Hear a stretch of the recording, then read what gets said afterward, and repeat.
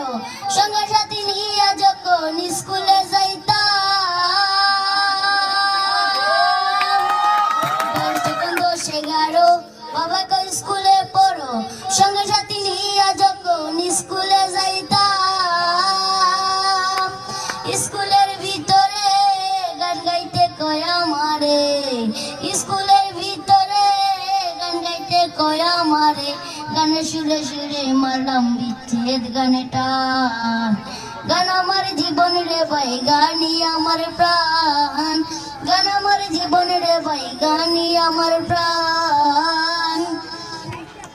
হলো না লেখা পড়া মন কি আছে